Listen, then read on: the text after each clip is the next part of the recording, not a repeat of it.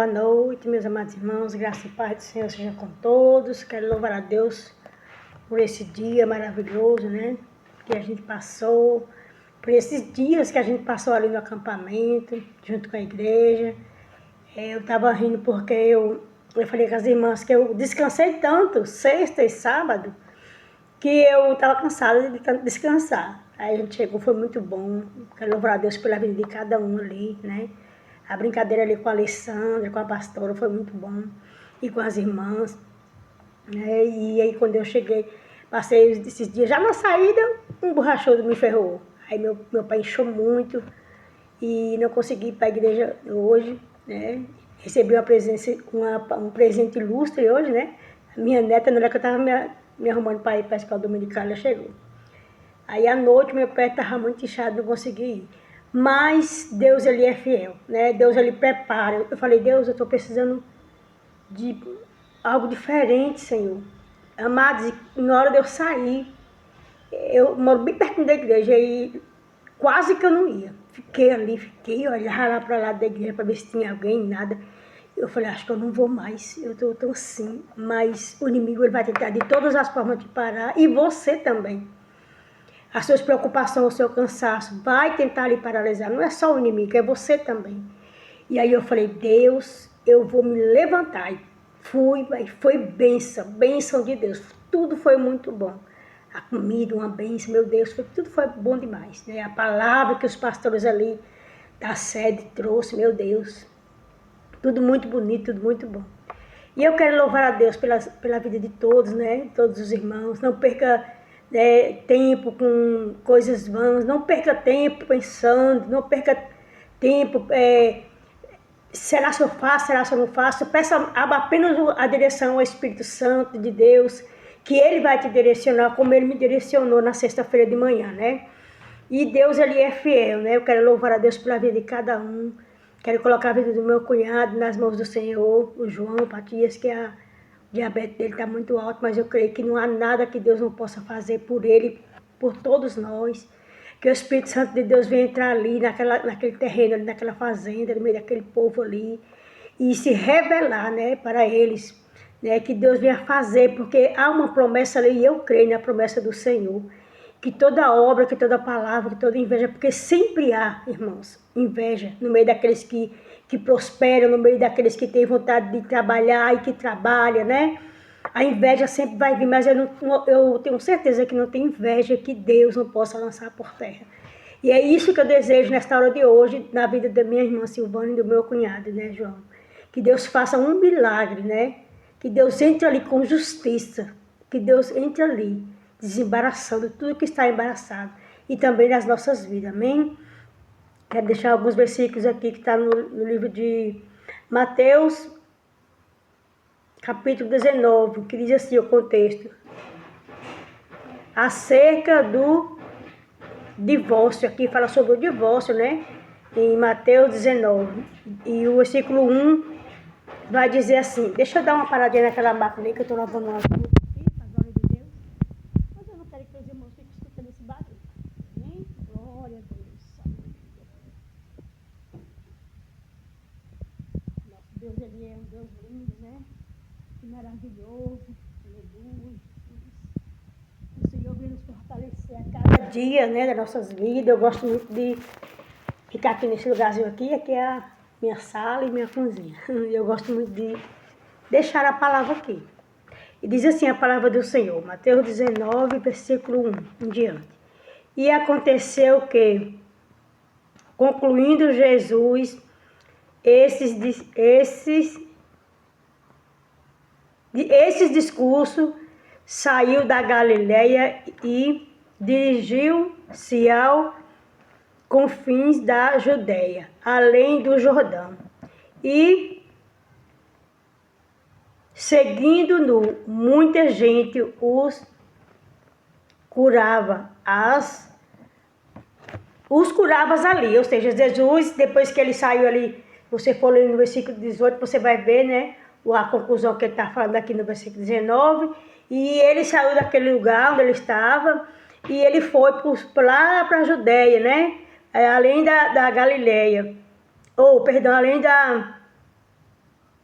ele foi para Galileia, saiu da Galileia e aos confins da Judeia, além do Jordão. E ali muitos seguiam ele, e ali ele ia curando e libertando aquelas pessoas, né? Mas sempre vai ter um ali para tentar, no meio ali. Se houve esses que estavam ali no meio de Jesus, imagine que eu e você.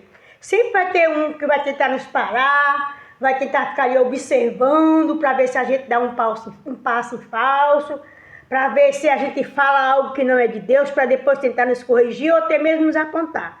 Por isso que nós temos que orar sempre, orar sem cessar e pedir a Deus que envie o Espírito dele para nos direcionar, né? Para que nós venhamos fazer tudo segundo a vontade dele. E aqui no versículo 3 diz assim: então chegaram ao pé dele. De quem? De Jesus, ali perto de Jesus, né? Os fariseus, tentando-o e dizendo-lhe: e é lícito ao homem repudiar sua mulher por qualquer motivo? Eles sabiam, eles estavam procurando para ver se Jesus ia falar algo daquilo que eles queriam ouvir. Eles queriam ouvir Jesus dizer que era lícito, né? Um homem pode repudiar sua mulher por qualquer motivo, né? Mas Jesus também já sabia e conhecia a intenção e o intuito do coração e da mente daqueles homens. O que era que aqueles fariseus estavam procurando ali, né? E muitas vezes a gente encontra na nossa caminhada uns fariseus, né? Que tentam de todas as formas conturbar ou nos desviar do propósito, né? Aleluia, era isso que eles queriam fazer com Jesus, né? Tirar Jesus do propósito. Mas quem são eles? Quem eram eles para tirar Jesus do propósito, né? E quem são essas pessoas que têm nos perseguido, que têm andado, né? Em prol de nos desviar do caminho que o nosso Jesus preparou para nós, né? Nós não vamos desviar, sabe por quê? Porque aquele que é fiel pagou um alto preço para que eu e você estivessem nesse caminho. E é Ele que vai continuar nos conduzir, né? E aqui continua dizendo assim: ele, porém, respondeu, disse-lhe, não tendes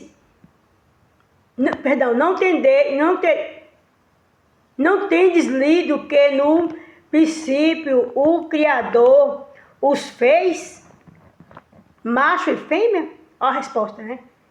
Exata, não tem lido? Como é que a pessoa lê a palavra do Senhor, sabe tudo e vem procurar, né? Para quê? Para tentar aquela pessoa, né? E disse, porém, deixar o homem, pai e mãe e se unir à sua mulher, e serão dois num só corpo. Porque como é que um só corpo pode se separar?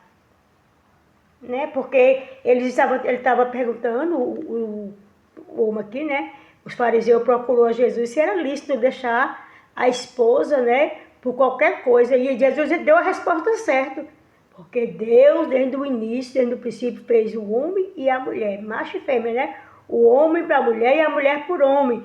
E que se unisse, deixasse pai e mãe se unisse para que fosse um só corpo. Então, aqueles que põem essa palavra em prática, que medita a palavra do Senhor, que vive na presença do Senhor e que faz essa aqui, ó, ele jamais vai se separar da sua esposa. Jamais ele vai pedir carta de divórcio, ele jamais vai querer deixar o seu próprio corpo, porque quando nós sabemos que é um só corpo, nós estamos ali sabendo, se eu abandonar, se eu for, vai ficar faltando algo, porque precisamos um só corpo, né? Então, hoje em dia, por qualquer coisa, se separam, dão carta de divórcio. O casamento virou brincadeira hoje em dia, né?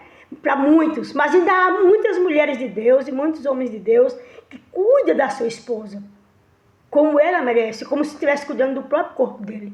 E também há muitas mulheres que cuidam do seu esposo como se estivesse cuidando do próprio corpo dele, porque é isso que a palavra está dizendo.